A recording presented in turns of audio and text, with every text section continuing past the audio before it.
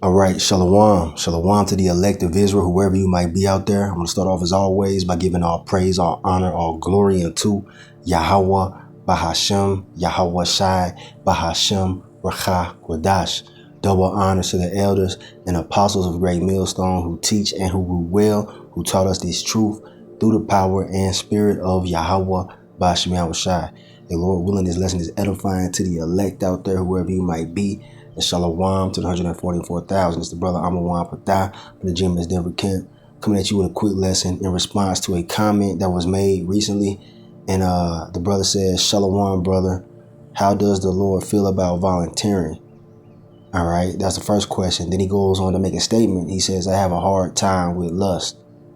I give back to orphanages / children in need here and there. Does that help me with the Lord's favor at all? So, good question. Good questions. I'm going to address both of those, the questions and the statement that you made in regards to lust.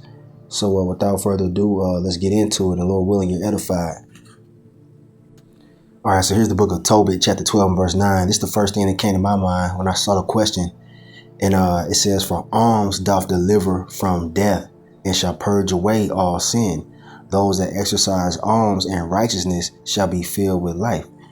Okay, so you got to ask yourself, what is alms? All right, alms is charity, giving to the less fortunate. Okay, you see, and you really should be giving to the less fortunate of your own people, being the Israelites, you so-called Negroes, Latinos, Native Americans, and Seminole Indians. All right, you see what I'm saying? And matter of fact, let's get the definition of the word alms real quick. So here I have this pulled up in a blue letter Bible. This is Matthew chapter 6 and verse 1. And this is Lord Yahweh Shai speaking right here. All right. And he says, take heed that ye do not your alms before men to be seen of them. Otherwise ye have no reward of your Father which is in heaven. Okay. So there you go, man. The Lord was telling us, when you do charitable acts, don't do it to be seen of men. Because you got people on YouTube or, these different social media platforms that take a camera down to where the poor people are hanging around at and they give them, gifts or money or whatever, food. And the whole time the camera's in their face. And it's only to be seen of men. You know what I'm saying? They're not really doing it out of the kindness of their heart. They're doing it to be, seen of men and to be looked at as some great person. Okay? The Lord sees when you do it with the cameras off, man. That's how you should do your alms when nobody's, around, when nobody's looking. Not to post it on social media to get a bunch of attention and likes. Okay? Because you're not going to receive a reward from the Heavenly Father for doing it that way. But the point is, let's get down to the word alms right here. This in the Greek. Strong's G 1654. Eleimasune. Eleimasune. Yeah, Eleimasune. Okay? And it says mercy, pity, especially as exhibited in giving alms, charity. The benefaction itself, a donation to the poor, alms. So that's what that is, man. All right? Giving to the less fortunate. And the Lord looks at that as a good thing, man. But you got to know who you're doing it for, man. That's one thing I thought of when I saw that comment. Or when you asked that question, alms and giving to the poor is a good thing when you're doing it to the right people, And matter of fact, let's get that real quick. Hold on. So here we have the book of Ecclesiasticus, otherwise known as Sirach, chapter 12 and verse 1. And it says, when thou wilt do good, know to whom thou doest it. So shalt thou be thanked for thy benefits. So you got to know who you giving to, man. You can't just be giving to anybody. All right. For example, you're not going to give money to the obvious crackhead, who's going to go and take that money and go buy some more drugs to harm himself. You're not going to give to somebody who is doing wickedly, man. That's going to harm himself or others. You see what I'm saying? You're not going to give to somebody who is in opposition to Yahweh Bashem Yahweh Shai. You know what I mean? So you got to really, understand who you're giving to. Okay? They're going to make a donation to the Christian church or the Baptist church, man. They're in opposition against Yahweh Bashem Yahweh Shai. Why would you give unto them? You see what I'm saying? Okay? Those are just some, some small examples. Okay, you're not going to enable wickedness, or you shouldn't anyway. Now, verse 2, it says, do good to the godly man, and thou shalt find a recompense, and if not from him, yet from the Most High. There you go, man. The best bet is to give somebody who is serving Yahweh Shem Yahweh Shai. That's the best thing that you can do when it comes to alms. Somebody who is a believer, somebody who is in the truth.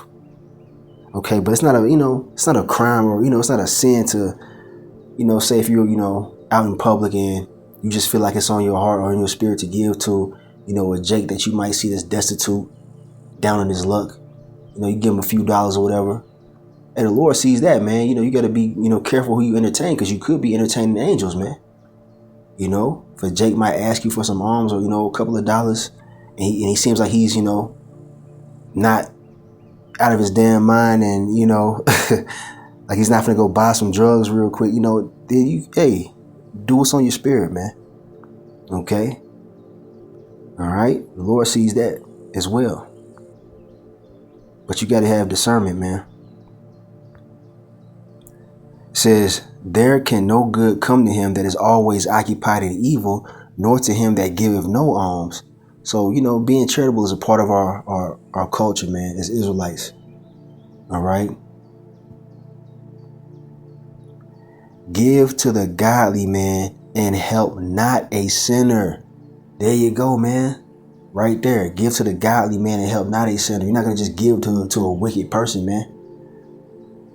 Okay? You see? You don't just be giving your money out to any and everybody, man. But when you get to the godly man, the Lord sees that. All right? And there's a reward for that, man. Now, I'm not saying it's going to, give you salvation. That's not like a guaranteed ticket on a chariot. But it could be. That could be a thing that the Lord looks at it and saves you for, man. All right? The Lord going to have mercy on who he has mercy on.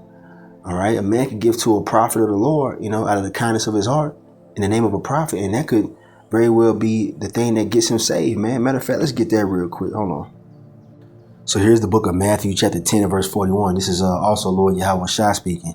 He says, he that receiveth a prophet in the name of a prophet shall receive a prophet's reward, and he that receiveth a righteous man in the name of a righteous man shall receive a righteous man's reward.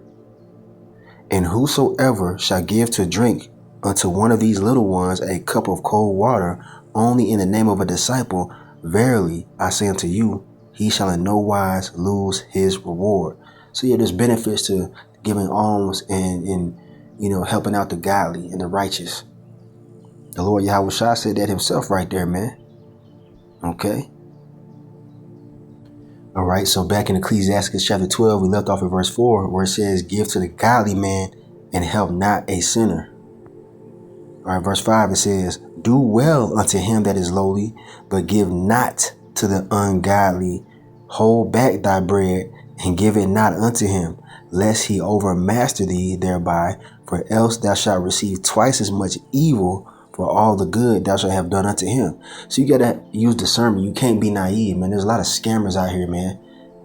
People that, are pretty much grifters, man. We've ran into those guys, man. Some of us have ran into people like that in the truth. Always got their hand out, asking for help. But in all actuality, they're just getting over on people. You got to be able to use discernment and know who you're giving to, man. Okay. Okay, so now I want to go in on the statement that you made. You said I have a hard time with lust. Okay, now I'm not exactly sure what that entails. All right, because you got to understand what lust is. Matter of fact, let's get the definition of the word lust really quick. So here we have the word lust. All right, simple definition. It says, now, intense sexual desire. That's one definition. Number 2, it says an overwhelming desire or craving. All right. Number 3, it says intense eagerness or enthusiasm. All right. So lust is not all bad, man. Okay. It depends on what context you're using that word in. You could have a sexual lust that could be, out of control. that goes into lasciviousness. Matter of fact, let's get the word lasciviousness real quick, because that's a different kind of lust. That's when you can't control your sexual desires, man, to the point where you're sinning. You're lusting after a married woman, or something like that. All right, so here's that word lasciviousness. All right, and it says now the state or habitual condition of feeling an excessive or morbid sexual desire. Right, as Jake Ben, you know what I'm saying, you have sexual desires, man, if you're normal, but it's to the point where if it's overtaking your life and you just are doing too damn much, you know what I'm saying, then that's lasciviousness, man, where it becomes out of control. Okay, so there you go, man. It goes on to say the state of characteristic of being lascivious, feeling morbid sexual desire, or a propensity to lewdness. All right, that's when it's out of control, man. All right, there's a natural lust that's acceptable, man. Like, you're supposed to lust after a woman that's not married. You know what I'm saying? If the woman is single, she doesn't have a man or a husband, and you lust after her, meaning you're attracted to her physically, there's nothing wrong with that. We're naturally designed to lust after a woman that we're attracted to, man. But when you're like, becoming a weirdo and shit, then that's when it's a problem. Or when you're, lusting after a married woman. Okay, and the Lord Yahweh Shah talks about that. Let's get there real quick. So this is the book of Matthew, chapter 5, verse 28. This is Lord Yahweh Shah speaking, all right, who they ignorantly call Jesus. And he says right here, but I say unto you that whosoever looketh on a woman to lust after her hath committed adultery with her already in his heart, meaning in his mind. Okay, so this is obviously talking about a woman that's betrothed or already spoken for, because you can't commit adultery if you lust after a woman that's not married. Okay, so this is talking about a woman that's married, joined into another, a man.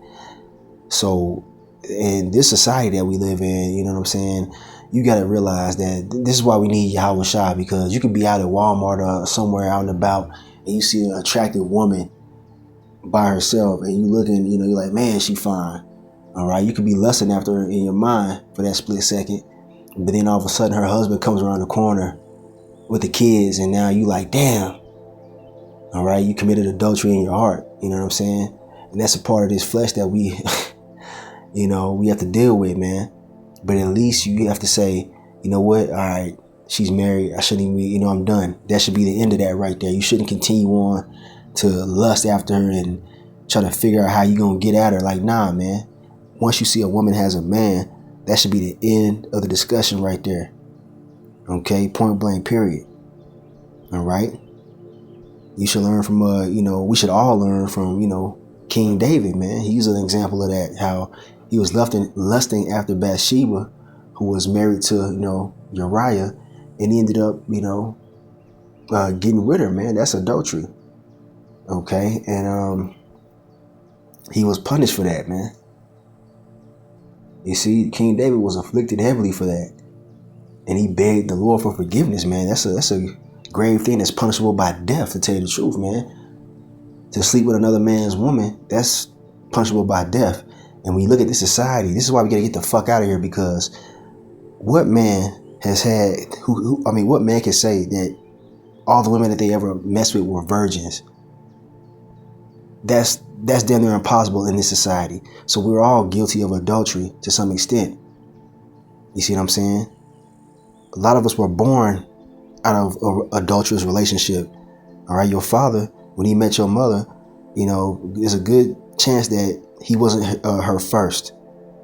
All right, the first man that a woman sleeps with, that's her husband, according to the law. Okay, so, but the point is that you shouldn't be lusting after a woman that's betrothed. But if you see a woman that you like and she's not married, all right, hey man, there's nothing wrong with that, man. Okay, so that's the sexual, connotation of lust. But then it says, verse number 2, it says an overwhelming desire or craving. You could have a lust for a certain food, man. Okay, that's another, definition, of the word lust, man. You have a lust for certain, certain things in life, man. All right. But you got to control that lust, man. Now, when lust gets out of control, that's when it leads to sin. Okay, matter of fact, let's get a precept on that. All right, here we have the book of James, chapter 1 and verse 13. I'm going to start here and read down. It says, "Let no man say when he is tempted, I am tempted of the Most High. For the Most High cannot be tempted with evil, neither tempteth he any man. But every man is tempted when he is drawn away of his own lust and enticed." Okay, this is talking about, wicked lust. All right, things that lead to offending the Lord, man.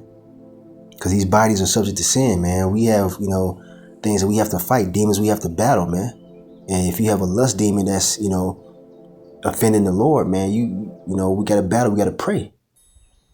We got to use the gift of prayer, man. Fast if you have to, man. Fasting is good with prayer as well.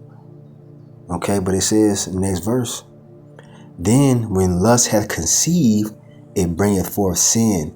And sin, when it is finished, bringeth forth death." So a prime example of this would be, say you're lusting after a woman that's married. You might be at your job and you might have a woman that works with you and you know that she's married.